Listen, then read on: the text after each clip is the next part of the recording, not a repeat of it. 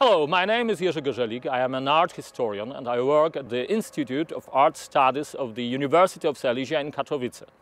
In my recent research, I focused on the ways scholars interpreted wooden architecture in Central and Eastern Europe in the 19th and the first half of the 20th centuries.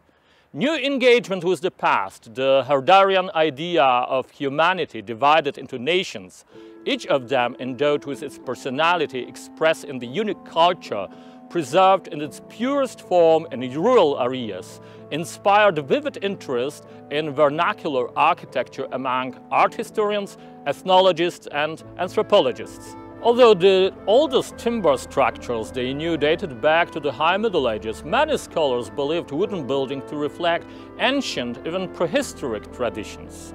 The lack of written sources from this time left room for vague speculations.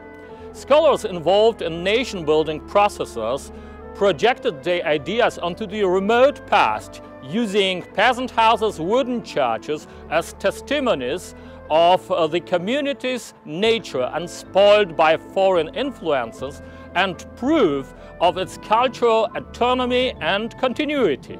This approach was popular mainly among those who challenged the idea of a universal Mediterranean culture and the symbolic dominance of the South over the North or of the West over the East. Russian intellectuals, facing the influential German scholars' opinions denying the very existence of any native Russian artistic traditions, pointed at timber building that developed already in pagan times and later gave birth to the monumental art of the Muscovite Rus. Ukrainian art historians insisted on the existence of the separate Ukrainian style, conspicuously different from the Russian one.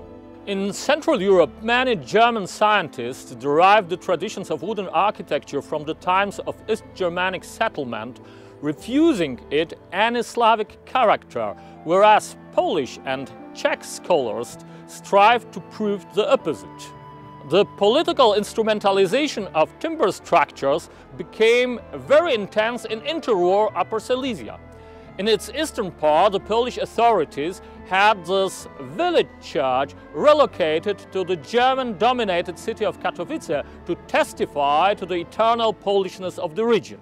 The fortunes of researches on wooden architecture are a fascinating story of constructing identities, imagined pasts, ethnic stereotypes, prejudices, and science's political involvement.